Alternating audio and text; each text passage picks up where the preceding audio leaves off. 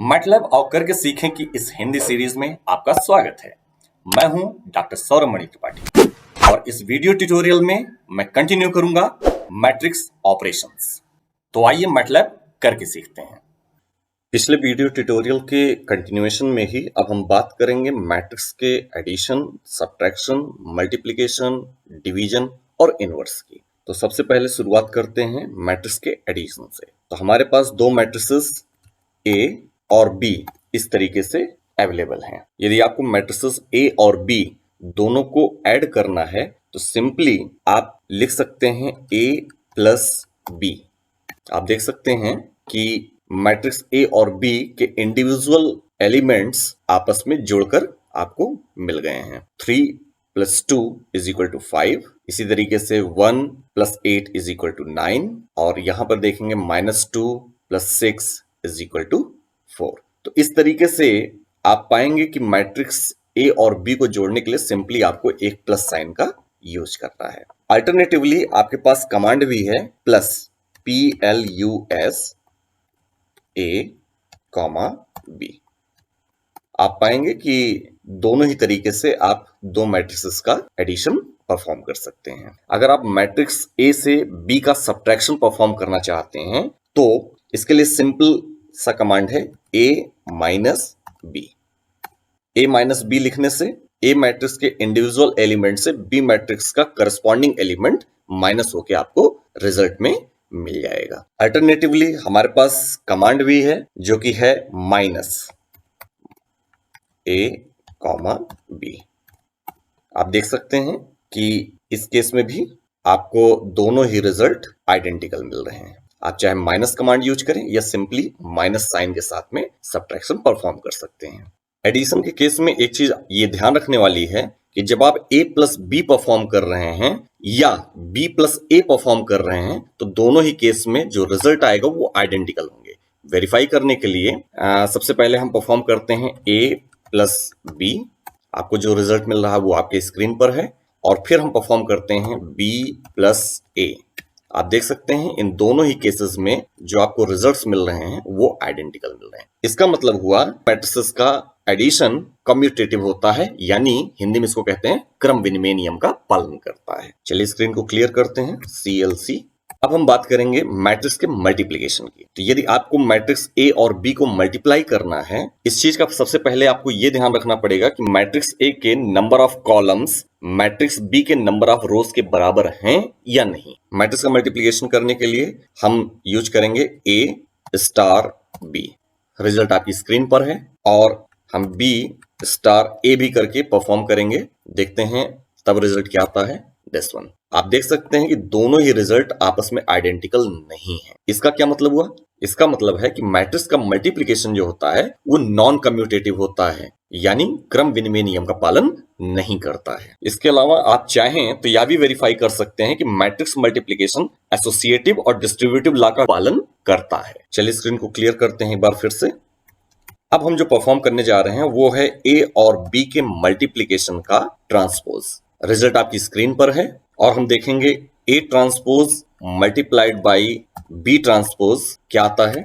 Result आपकी screen पर है और दोनों को कंपेयर जब आप करेंगे तो आप पाते हैं कि A और B के मल्टीप्लिकेशन का ट्रांसपोज A और B के अलग अलग ट्रांसपोज के मल्टीप्लिकेशन के बराबर नहीं है। लेकिन इसी चीज को आप रिवर्स ऑर्डर में देखिए, B transpose multiplied by A transpose, तो जो आंसर मिल रहा है ये दोनों आइडेंटिकल हैं। यानी हमने ये देखा कि अगर A और B दो मैट्रिसेस को आपको मल्टीप्लाई करना है तो आपको ये चेक करना पड़ेगा कि A के कॉलम की संख्या B के नंबर ऑफ रोज की संख्या के बराबर हो। ये तो बात हुई एक नॉर्मल मैट्रिक्स मल्टीप्लिकेशन की। कई बार हमें यह भी रिक्वायरमेंट होती है कि मैट्रिक्स A और B को हमको एलिमेंट वाइज मल्टीप्लिकेशन करना है। एलिमेंट वाइज मल्टीप्लिकेशन का मतलब यह हुआ कि मैट्रिक्स A का पहली रो का पहला एलिमेंट मैट्रिक्स B के पहली रो के पहले एलिमेंट से मल्टीप्लाई होगा, दूसरा एलिमेंट दूसरे से, तीसरा एलिमेंट तीसरे से एंड सो ऑन। चलिए इसको एग्जांपल से समझते हैं कि इसको हम कैसे करेंगे। हम स्क्रीन को क्लियर करते हैं। हम पहले मैट्रिक्स A को लिख लेते हैं, मैट्रिक्स B को डिस्प्ले कर ले रहे हैं। अब अगर आप मैट्रिक्स A और B को एलिमेंट वाइज मल्टीप्लाई करना चाहते हैं, यानी 3 का मल्टीप्लीकेशन 2 से, 0 का मल्टीप्लीकेशन -1 से, 1 का मल्टीप्लीकेशन 8 से, -2 का मल्टीप्लीकेशन 6 से। इस तरीके से अगर आप करना चाहते हैं तो आपको कमांड यूज करना पड़ेगा a dot star b। Star के पहले डॉट लगा देने से ये एलिमेंट वाइज मल्टीप्लीकेशन परफॉर्म होगा। चलिए आंसर देखते हैं। दिस वन आप देख सकते हैं 3 multiplied by 2 is equal to 6, 1 multiplied by 5 is equal to 5, -2 multiplied by 6 is -12। इस तरीके से हमने रिजल्ट को वेरीफाई कर लिया कि एलिमेंट वाइज मल्टीप्लीकेशन में इंडिविजुअल एलिमेंट एक मैट्रिक्स के दूसरे एलिमेंट के करस्पॉन्डिंग एलिमेंट से मल्टीप्लाई होके रिजल्ट में डिस्प्ले हो रहे हैं। अब बात करते हैं कि अगर किसी मैट्रिक्स को किसी स्केलर से मल्टीप्लाई किया जाए तो क्या होगा। तो मान लीजिए आप मैट्रिक्स ए को आप किसी स्केलर मान लीजिए 6 से हम मल्टीप्लाई करना चाहते हैं, तो सिंपली आपको 6 इंटू मैट्रिक्स ए, तो आप वेरीफाई कर सकते हैं कि मैट्रिक्स ए का हर एक एलिमेंट 6 से मल्टीप्लाई होकर रिजल्ट में डिस्प्ले हो रहा है। चलिए अब बात करते हैं मैट्रिक्स के पावर की। मान लीजिए अगर आप मैट्रिक्स की पावर 2 कैलकुलेट करना चाहते हैं तो आपके पास कमांड है, मान लीजिए मैट्रिक्स ए की पावर 2 हमको कैलकुलेट करनी है, तो A cap 2, the answer is this one. इसका मतलब हुआ कि मैट्रिक्स ए को मैट्रिक्स ए से ही मल्टीप्लाई किया गया है। और अगर आप चाहते हैं कि किसी मैट्रिक्स के इंडिविजुअल एलिमेंट्स का स्क्वायर करना है या उस पर कोई पावर चढ़ानी है, तो उसके लिए आप element wise power operation perform करेंगे, जिसके लिए आपको एक डॉट कैप के पहले लगाना पड़ेगा, यानी ए dot cap 2, the answer will be this one.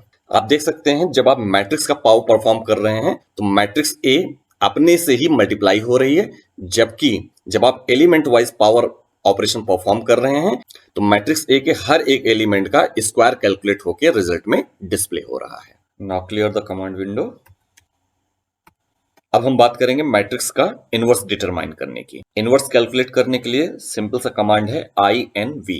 तो मैट्रिक्स ए का इनवर्स कैलकुलेट करने के लिए हम लिखेंगे INV of A. Enter press करने पर आप देख सकते हैं यहाँ पे एक वार्निंग आ रही है, matrix is singular to working precision, और आंसर आपको दिखाई पड़ रहा सारे एलिमेंट्स इनफाइनाइट। ऐसा क्यों हुआ? ऐसा इसलिए हुआ क्योंकि जो हमारी मैट्रिक्स ए है उसका डिटर्मिनेंट आप जो निकाले थे वो 0 है। डिटर्मिनेंट ए 0 होने का मतलब मैट्रिक्स आपकी सिंगुलर है। इस वजह से मैट्रिक्स ए का डिटर्मिनेंट 0 होने की वजह से इनवर्स कैलकुलेट नहीं किया जा सकता। चलिए मैट्रिक्स बी का इनवर्स कैलकुलेट करते हैं। INV of B, inverse of B. ये देखिए ये आपका मैट्रिक्स बी का इनवर्स कैलकुलेट होके आपकी स्क्रीन पर डिस्प्ले हो रहा है। आप चाहें तो बी को इनवर्स ऑफ बी से मल्टीप्लाई करके चेक कर सकते हैं। जो आंसर आ रहा है वो एक आइडेंटिटी मैट्रिक्स आ रही है। इसी तरीके से इनवर्स ऑफ बी को अगर आप मैट्रिक्स बी से मल्टीप्लाई कर दें तो भी जो आंसर आएगा वो एक आइडेंटिटी मैट्रिक्स होगी। तो इस तरीके से हम कह सकते हैं बी में इनवर्स ऑफ बी का मल्टीप्लिकेशन करें या इनवर्स ऑफ बी में बी का मल्टीप्लिकेशन करें, दोनों ही केस में एक आइडेंटिटी मैट्रिक्स हमें प्राप्त होगी। ठीक इसी तरीके से मैट्रिक्स के डिवीजन के लिए हम लिखेंगे B/A। अगेन वही प्रॉब्लम, क्योंकि मैट्रिक्स ए आपका सिंगुलर है तो मैट्रिक्स बी में उसका डिवीजन नहीं हो सकता। चलिए मैट्रिक्स के डिवीजन का एग्जांपल देने के लिए हम एक नया non singular matrix X create कर लेते हैं। X is equal two elements हम लिखेंगे 3, 4, 5, देन 6, 2, 1, 9, 8, 6। X मैट्रिक्स आपको डिस्प्ले हो रही है। पहले ये चेक करेंगे कि कहीं ये सिंगुलर तो नहीं है, तो इसके लिए हम इसका डिटर्मिनेंट कैलकुलेट करेंगे। DET of X, the answer is 54। इसका मतलब कि जो मैट्रिक्स X हमने अभी क्रिएट किया है ये सिंगुलर नहीं है। अब हम डिवीजन के लिए लिखेंगे X/B। आप देख सकते हैं आंसर आपकी स्क्रीन पर है। अगर ध्यान से आप समझें तो X में B का डिवीजन जब आप कर रहे हैं तो सिंपली इसका मतलब हुआ कि आप X में इनवर्स ऑफ B का मल्टीप्लिकेशन कर रहे हैं। तो इसको हम ऐसे भी लिख सकते हैं X multiplied by inverse of B। And आप देख सकते हैं दोनों ही केस में जो आंसर आ रहा है वो आइडेंटिकल है।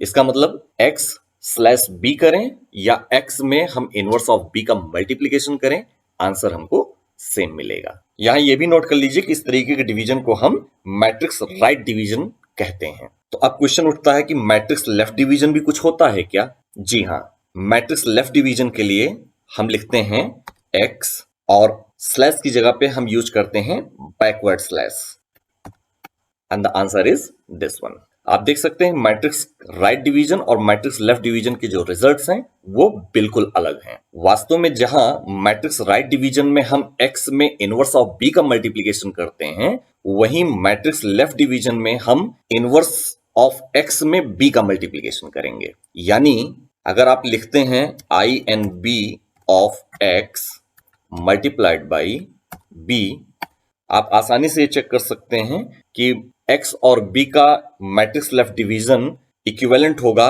Inverse of x multiplied by b के। इन दोनों ही तरीके के मैट्रिक्स डिवीजन्स का अपना अलग अलग एप्लीकेशन है, तो इसलिए एप्लीकेशन वाइज हमें यह ध्यान रखना पड़ेगा कि हमें कब मैट्रिक्स राइट डिवीजन परफॉर्म करना है और कब हमें मैट्रिक्स लेफ्ट डिवीजन परफॉर्म करना है। Now clear the command window.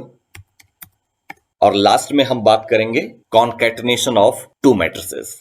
हमारे पास मैट्रिक्स A और मैट्रिक्स B पहले से मौजूद हैं। हम चाहते हैं कि मैट्रिक्स A और B को हम रो वाइज कॉन्कैटिनेट कर लें। कॉन्कैटिनेशन का मतलब होता है कि एक ऐसा मैट्रिक्स बनाना जिसके एलिमेंट ये दोनों मैट्रिक्स हों। यानी हम एक मैट्रिक्स Y ऐसा क्रिएट करना चाहते हैं जिसके एलिमेंट ये दो मैट्रिसेस हों। ये तब जब हम रो वाइज कॉन्कैटिनेशन करना चाहते हैं। The answer will be this one. आप देख सकते हैं ये एलिमेंट्स मैट्रिक्स ए से बिलोंग करते हैं और रेड घेरे में जो हैं ये मैट्रिक्स बी से बिलोंग करते हैं। और जब हमने इनको रो वाइज कॉन्कैटिनेट किया तो जो हमको रिजल्टिंग मैट्रिक्स मिली उसका ऑर्डर 3 क्रॉस 6 का है, यानी उसमें 3 रो हैं और 6 कॉलम हैं। दूसरी तरफ अगर हम चाहें तो ए और बी का कॉन्कैटिनेशन कॉलम वाइज भी हम कर सकते हैं। मान लीजिए एक मैट्रिक्स हम जेड बनाते हैं और उसमें ए और बी को हम कॉलम वाइज कॉन्कैटिनेट करते हैं। तो सिंपली हम लिखेंगे z is equal to A, then row, चूंकि कॉलम वाइज हमको कॉन्कैटिनेशन करना है तो हम एक सेमीकोलन लगाएंगे और उसके बाद लिखेंगे b। आप देख सकते हैं जो रिजल्टिंग मैट्रिक्स हमको मिल रही है उसका ऑर्डर है 6 क्रॉस 3। इसका मतलब कि इसमें 6 रो हैं और 3 कॉलम हैं। यहां पर जो एग्जांपल हमने दिया है वो आपको 2 मैट्रिसेस का कॉन्कैटिनेशन का दिया है। आप इस तरीके से चाहें तो n नंबर ऑफ मैट्रिसेस का कॉन्कैटिनेशन आइदर रो वाइज या कॉलम वाइज कर सकते हैं, बशर्ते अगर आप रो वाइज कॉन्कैटिनेशन कर रहे हैं तो सभी मैट्रिसेस में नंबर ऑफ रोज बराबर होने चाहिए, और अगर आप कॉलम वाइज कॉन्कैटिनेशन कर रहे हैं तो सभी मैट्रिसेस में नंबर ऑफ कॉलम इक्वल होने चाहिए। So this is all about the matrix operation. Thanks for watching. Good bye.